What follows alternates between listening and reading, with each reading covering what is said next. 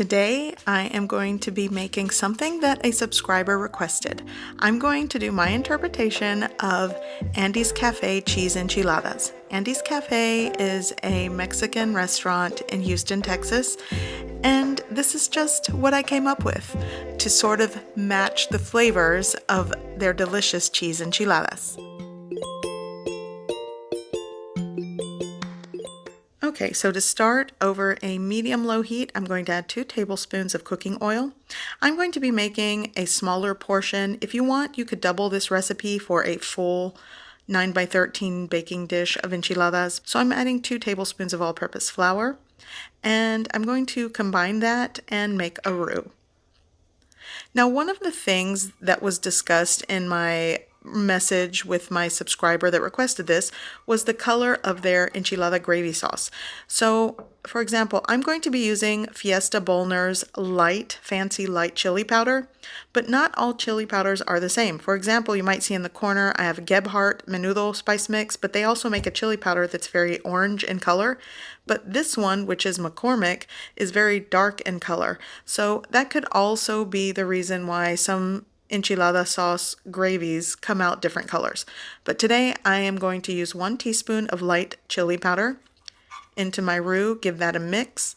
I'm also going to be adding chicken bouillon powder. I will be adding 1 1/4 teaspoon of chicken bouillon powder, but it is to taste. 1/4 teaspoon of garlic powder, 1/8 of a teaspoon of ground cumin, and 1/4 teaspoon of onion powder is going into this as well.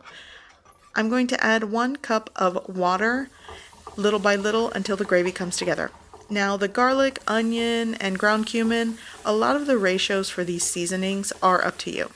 So once my sauce is ready, it's combined and smooth, no lumps, I'm going to turn off the heat and set it aside until I'm ready to use it. Today I'm going to be using an 8x12 baking dish, 7 corn tortillas, and I've already prepped them. What I did was passed the tortillas through hot oil, and you're not frying these until crispy. You just want to warm and heat them through so they are soft and pliable when you roll out your enchiladas. Now, the other thing that I think I like about Andy's Cafe cheese enchiladas is I think they use a more American processed cheese for the filling. I could totally be wrong, but I have had them before and that's what it tastes like to me, so I'm using that today. It's the Velveeta brand. So I'm going to start rolling out the enchiladas. I added a little bit of sauce to the baking dish. I'm going to kind of mix it around and just fill with the cheese. You can do a combination of cheeses. You could use the Velveeta shredded cheese with a mix of mild cheddar or sharp cheddar, but in my opinion, the enchiladas that I tasted at Andy's Cafe kind of have that like queso, that chili con queso type cheese, the kind you find in nacho cheese. That's my opinion. I don't know, I could totally be wrong. So I'm going to add the rest of the sauce on top, and you'll want to just spoon it over and spread it around to make sure the tortillas are covered with the sauce. Add cheese on top. I'm going to cover with foil, and I will be baking these covered in a preheated oven at 375 degrees Fahrenheit for about 30 to 35 minutes, or until everything is just melty and gooey.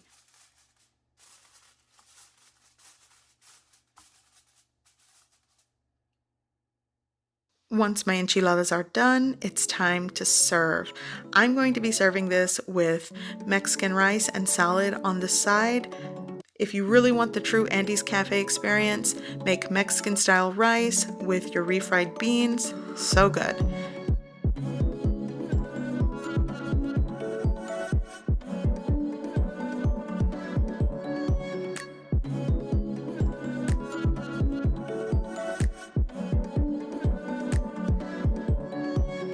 I hope you give this recipe a try. I hope you like it. And thanks for watching.